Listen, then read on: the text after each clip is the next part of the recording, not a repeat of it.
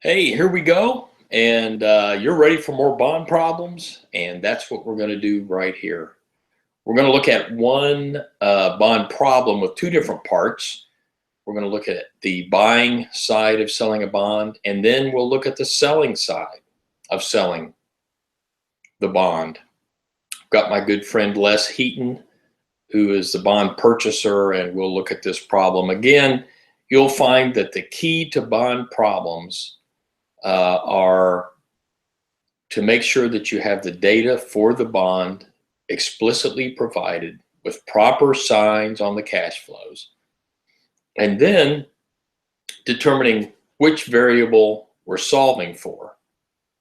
And now with this problem, the most complicated problem we'll examine in our class, we also need to determine whose bond equation we're going to use to solve the problem. And we'll look at that issue as well. So without further ado, let me yank up the screen, the Excel screen that'll let us approach this problem. And here we go. There it is. This also is in the spreadsheet that's posted on Canvas. This is under the Less tab. Let's first read through the question and then we'll talk about it a little bit. Les owns a bond, so he already owns it. It's in his possession, that has a face value of $100,000 and has a bond rate or a coupon rate or dividend rate of 10% per year, payable semi-annually. So we complicate things a little bit here by having semi-annual payments. That is, dividends will be paid every 6 months. And again, the bond rate is given per year, so that will be 5% every 6 months. The bond matures 25 years from now.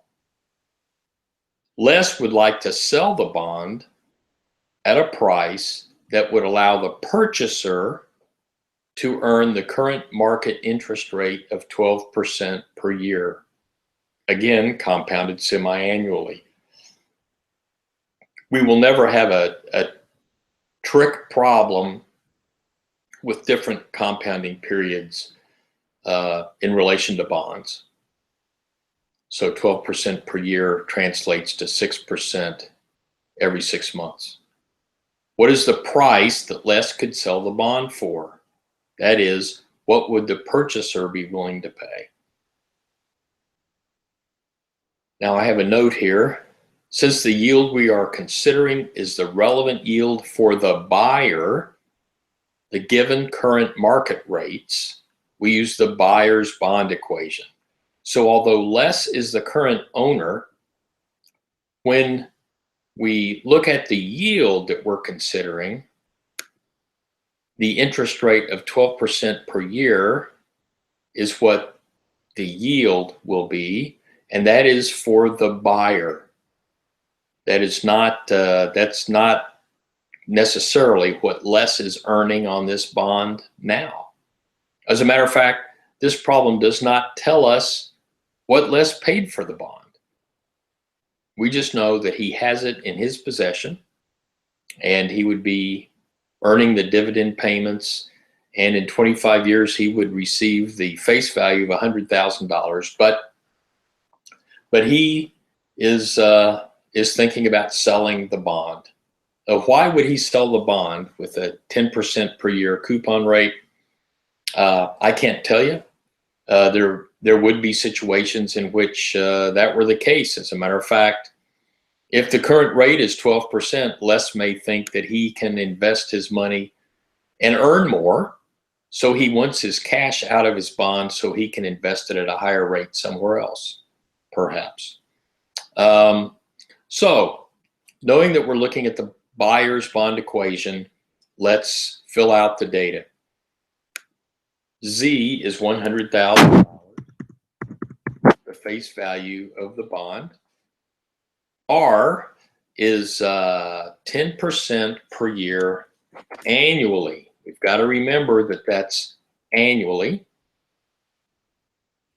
C, that is what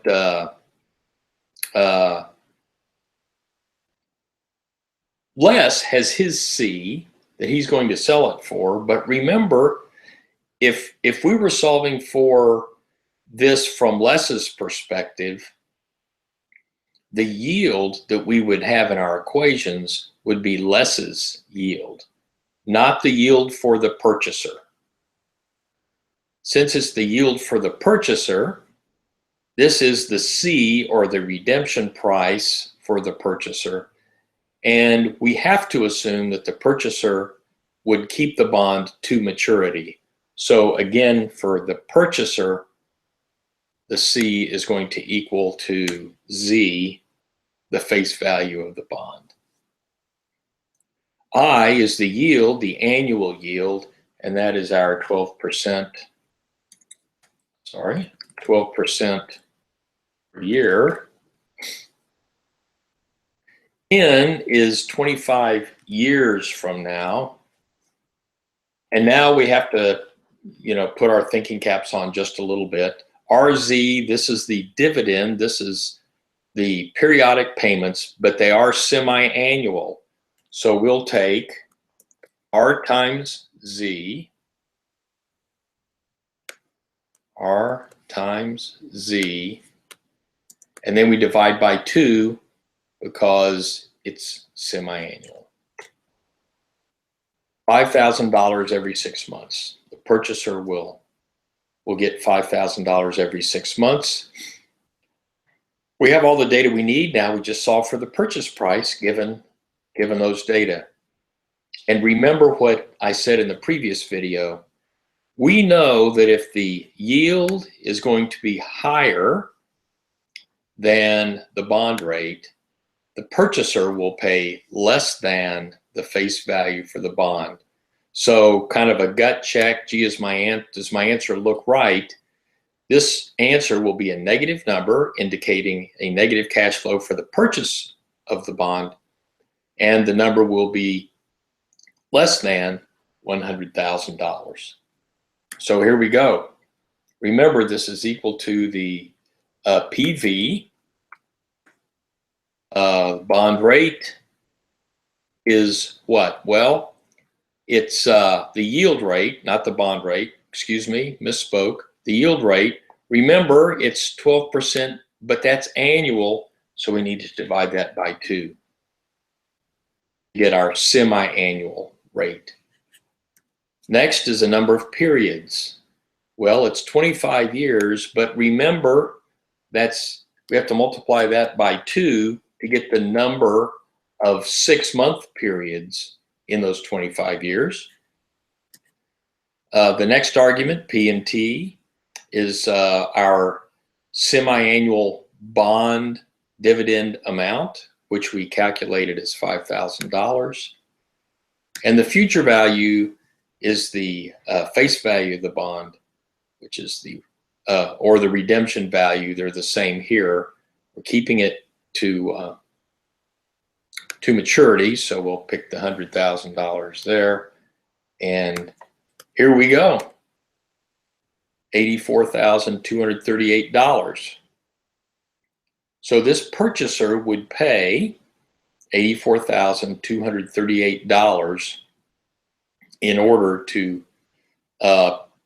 acquire this $100,000 bond and receive those $5,000 dividends every 6 months for the next 25 years, and finally at maturity receive a check for $100,000. So it is less than the $100,000 as we knew it would be, and it's substantially less. That looks like an attractive deal. Now we could talk about poor Les here, right?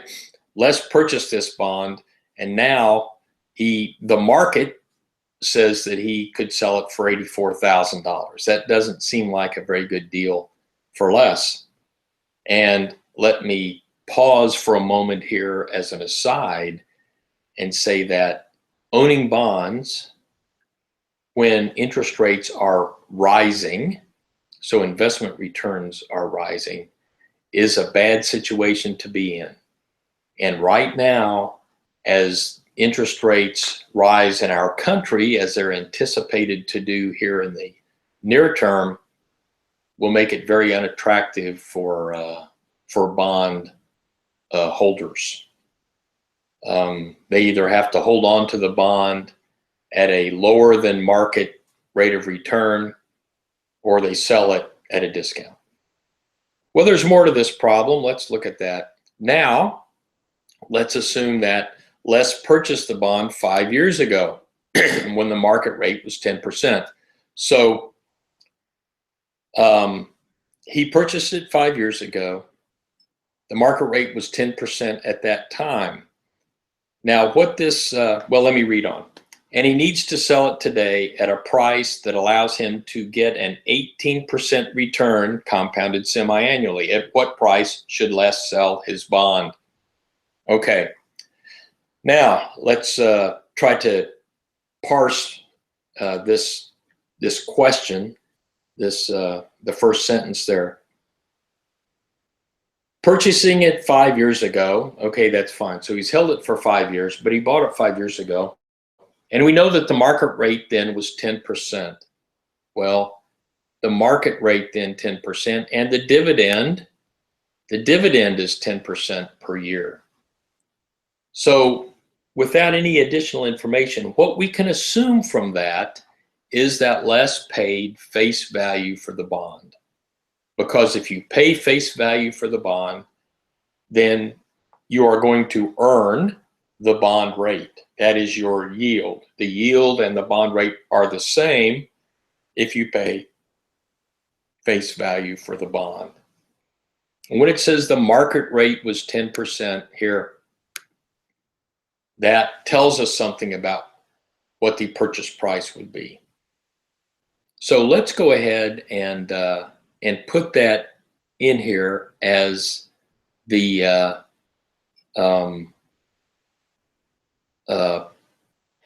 price that he would have paid for the bond. I didn't leave a space for it here. I might have left a space for it in your sheet. I'm going to put in here V sub n.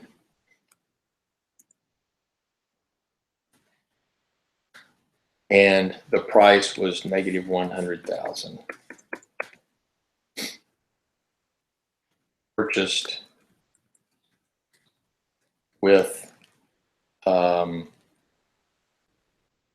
me see, it's 25 years to go from now. So it was purchased with 30 years of life remaining on the bond. Here's something else to consider. Since the yield we are considering is Les's yield, we use his bond equation. So again, Les needs to sell the bond today at a price that allows him to get an 18% return, compounded semi-annually. So the 18% is Les's return, so we use Les's bond equation. This is his bond equation. We know what the purchase price was. We know what he bought it for.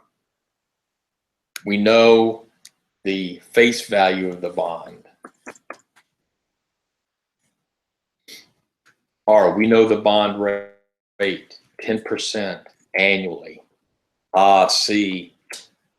We don't know C because Les is not keeping it to maturity. He's only keeping it for 5 years. I, annual rate. This is the 18% that Les wishes to earn. Years, let's come back to that.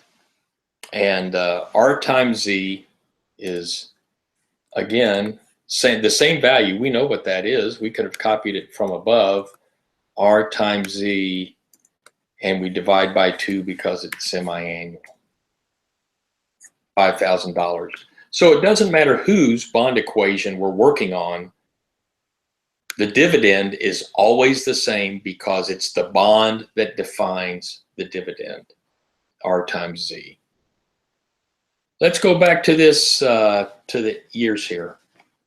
Remember, this is Les's bond equation. He purchased it 5 years ago, and he wants to sell his bond today. So his bond equation has a life of 5 years. He bought it 5 years ago. He sells it today, 5 years later, and now we need to solve his equation. Notice that we know the purchase price. So when you think about that bond equation, we know the left-hand side of the equation, the purchase price. We know the dividend, so we know that RZ times P given A. We know that term. We know the interest rate is going to be 8%, 18% divided by 2, right? Because semi-annual. We know that. What we don't know is the C, or the value that Les will receive for selling his bond. So C is at the tail end of this, right? C is at the end of the bond process for Les.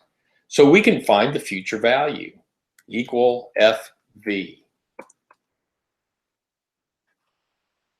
We'll find the future value of this bond. Now, interestingly enough,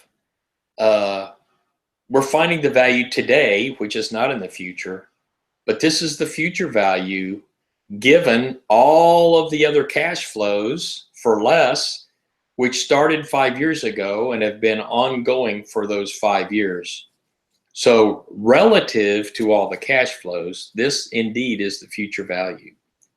The rate is the yield that Les wishes to earn. That's the 18% divided by 2.